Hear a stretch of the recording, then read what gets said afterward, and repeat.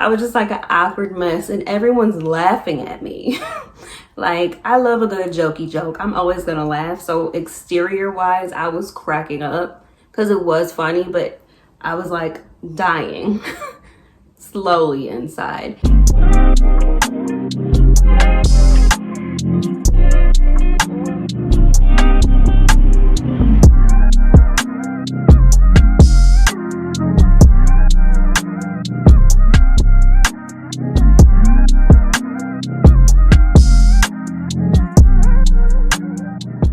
What's up guys, it's Lorrynda. If you're new here, welcome to my channel, and if you're a returner, welcome back. Thank you for tuning in yet again. Whether you're new here or not, make sure you click that notification bell in the top corner so you can be notified whenever I post any content like this. So I'm really excited to do this video. This actually was one of my most highly requested topics, but due to COVID-19, a lot of airlines have not been hiring, and obviously I'm sure you've seen have had to get rid of some flight attendants.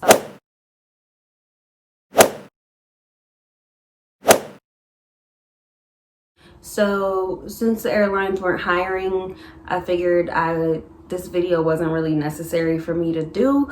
But thankfully in 2021, a lot of the airlines are going to begin hiring again, starting the interview process. So I figured this is a great time. If anyone wants to know more about it, if this is a job that someone's interested in, it's a great time to start learning more about the job and seeing what you'd really be getting yourself into. So I'm going to be talking about the flight attendant interview process, as well as some little tips and tricks to help you out throughout the way. But I figured first of all, I'd just briefly explain why I even became a flight attendant, like why I even wanted to do this job. I grew up in an aviation household. So my dad has been working in aviation for almost 30 years, I believe, and he was in the Air Force before that. And my mom was a flight attendant, so that's actually how they met each other. My dad was a mechanic for the same airline that she was a flight attendant for, and they used to fly around like rich high rollers who would like gamble and such.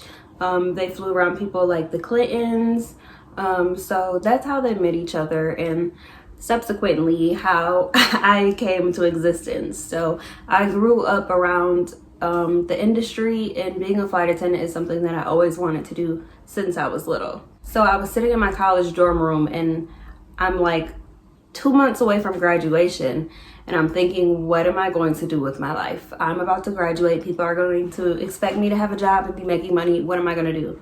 And that's when I realized flight attending was something that I always wanted to do. And I felt like there was never going to be a time in my life where I was any more independent or free, had the time to do it. So I literally just went on Google. I literally just went on Google and typed in flight attendant jobs near me. And the first thing that came up was a big airline, I won't say, but I applied to them and I actually got denied. Like, no interview, no face-to-face anything. They saw my resume and were like, no, we don't want you. And that hurt my feelings, but that's what happens when you apply for jobs. You're gonna get some no's. So after I got that first no, I applied to another airline and I got an interview for them. So the very first thing, as soon as this airline emailed me, the first thing I thought is, oh my gosh, what am I about to wear to this interview? And honestly, I went very safe with my attire for the interview. I just wore a plain black pantsuit. It definitely was professional and it fit the job and everything. But when I walked in, it was like an army of people in all black pantsuits. And I think there was one girl, and she was wearing a peach suit that she said she bought from Target. And one of the interviewers was just like so obsessed with this peach suit that she had on.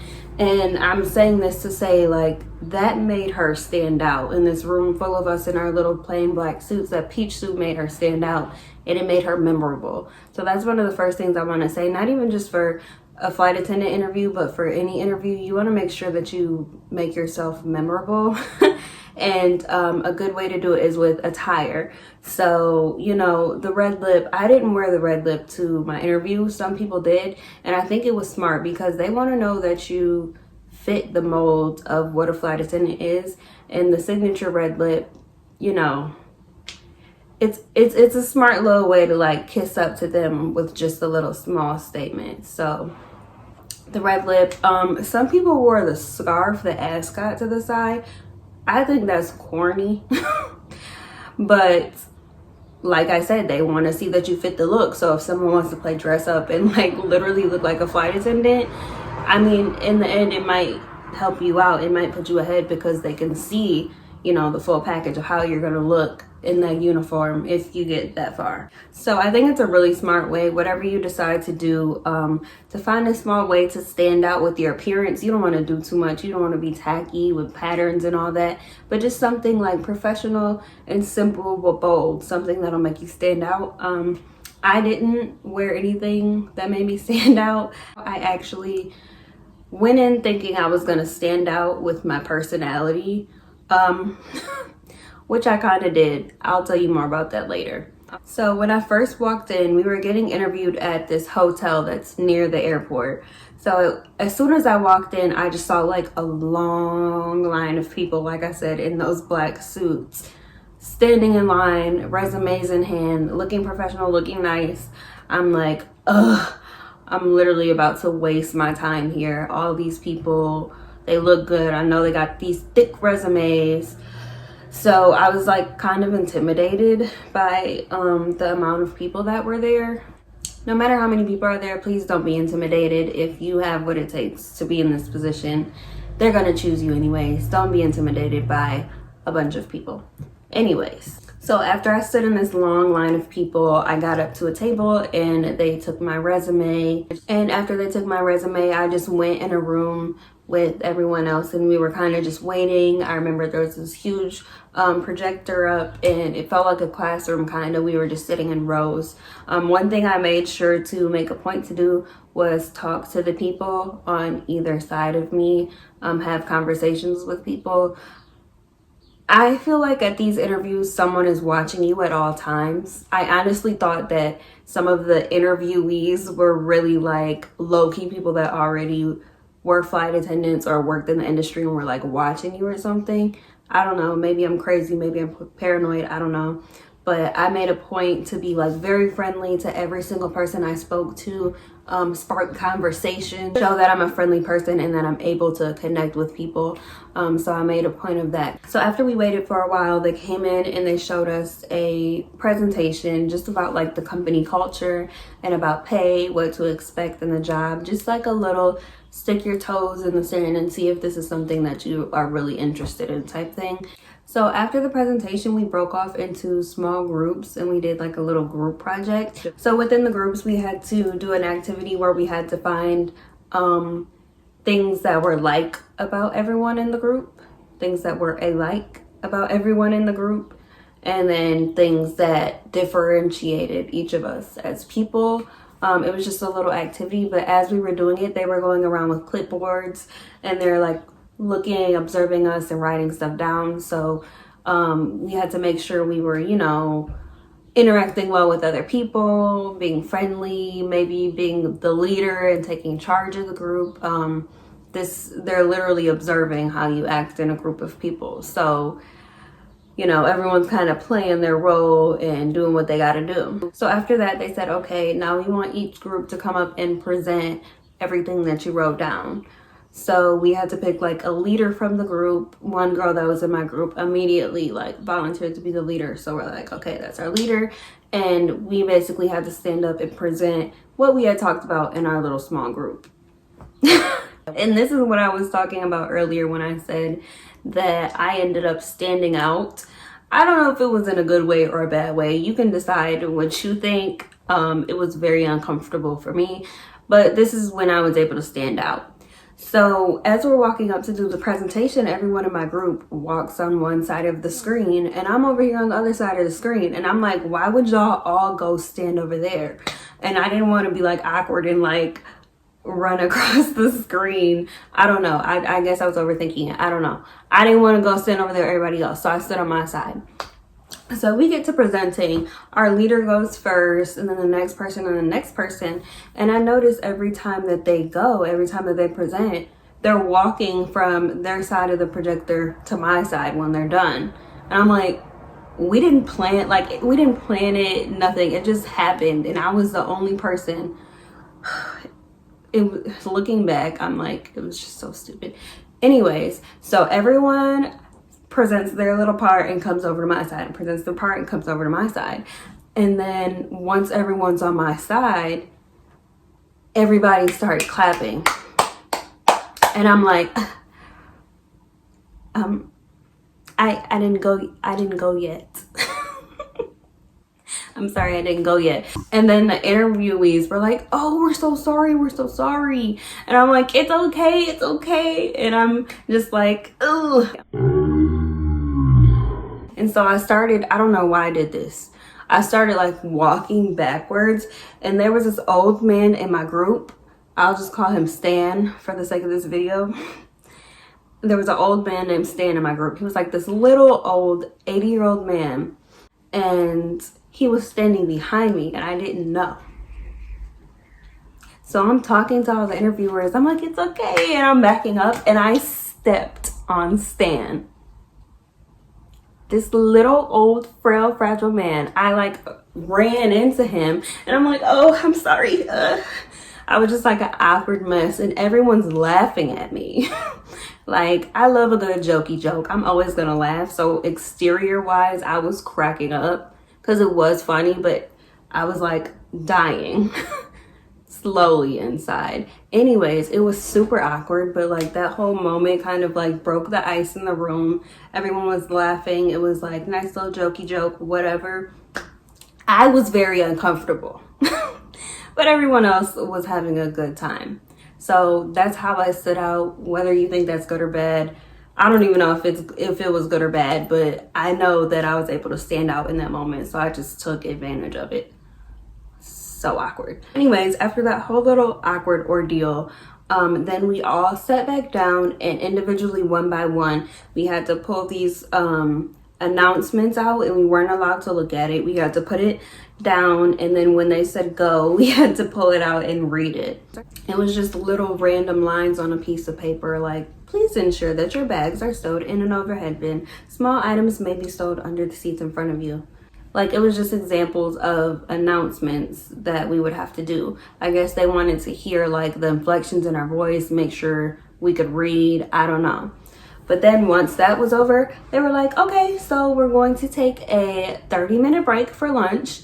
And once we come back, your number will be on the sheet of paper, or it won't be on the sheet of paper. If it is on the sheet of paper, you made the second rounds of interviews. And if it's not, thank you for coming, but you can go home. And I'm like, so basically, I just tripped over this old man, did this presentation, and read one line. And y'all have just decided whether I make it to round 2 or not.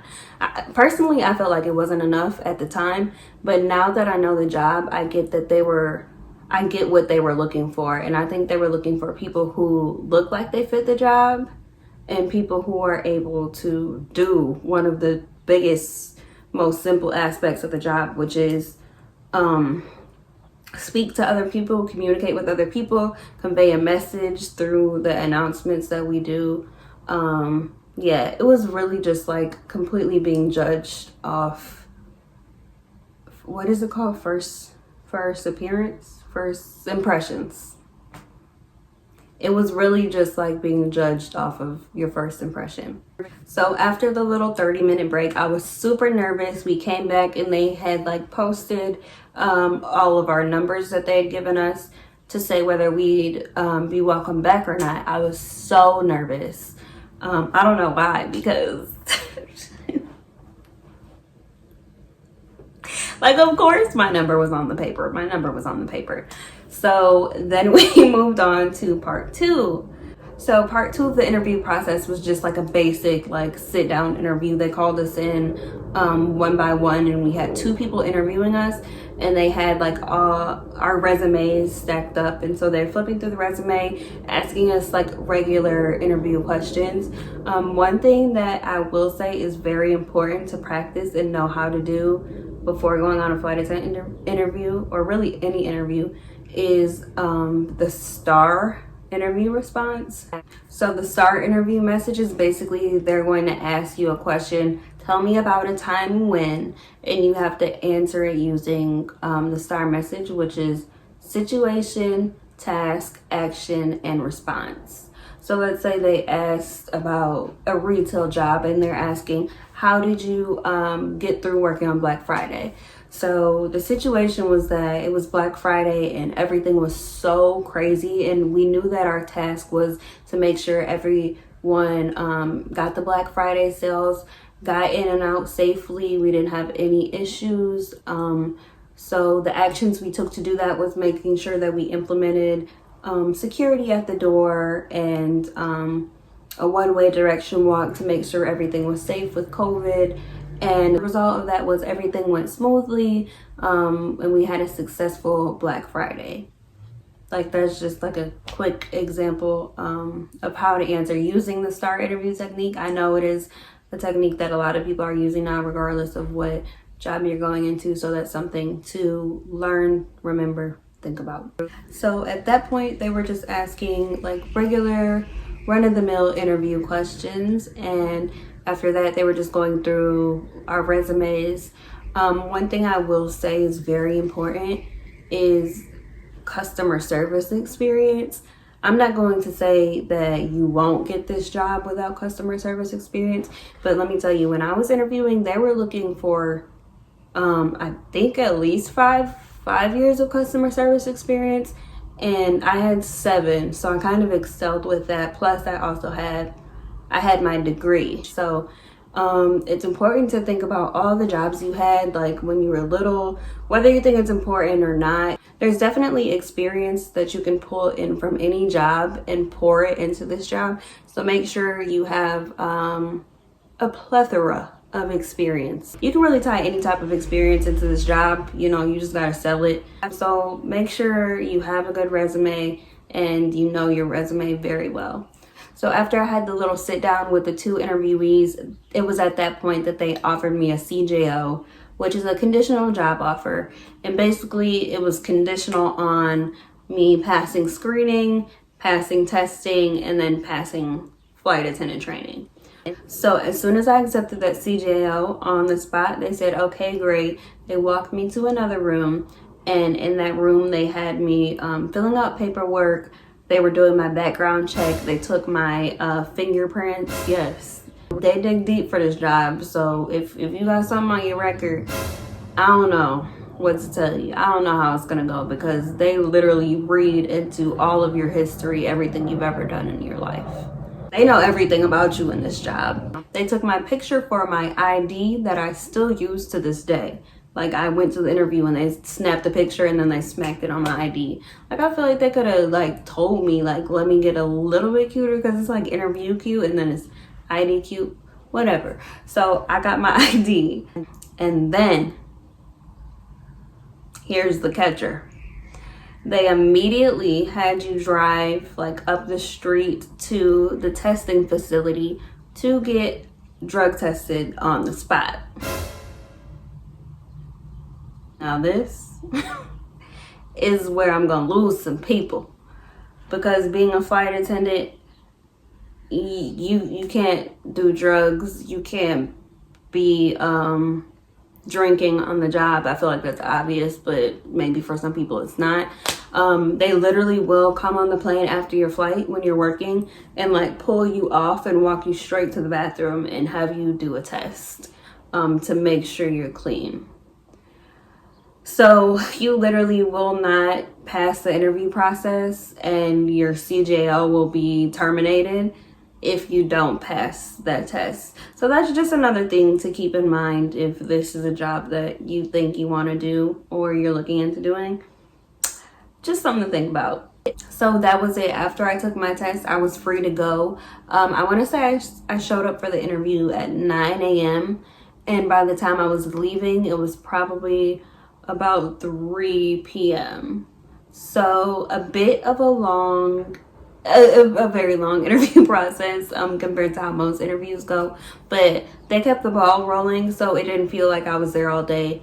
It pretty much flew by. And after that, a few weeks later, I got an email saying that I was accepted, and after that was flight attendant training, which I will totally do a whole other video on, because that's a whole other can of worms, like a huge can of worms. We're gonna talk about it. But yeah, key things to remember when going to a flight attendant interview: be yourself, be memorable, find a way to stand out, make sure you have experience and you know how to sell yourself, be friendly and talk to others, start conversations, all that good stuff, and just don't be intimidated. When you go, there's going to be a lot of people there, but honestly, just be yourself. And I'm 100% sure if you are fully being yourself, you're fully selling yourself, you make yourself look presentable, fit the role of the job, I 100% believe that you will get a CGL when you leave that day. Thank you guys for watching. Make sure to like, comment, and subscribe if you would like to see more content like this. Let me know what you guys want to see, because I have a lot of things to talk about, but I don't know if y'all want to hear them. So make sure to comment below if there's any video topics you feel like I haven't covered yet that you want to hear more about. I'm all ears. Thank you guys for watching. Stay blessed. Please stay safe, and I will see you guys next time.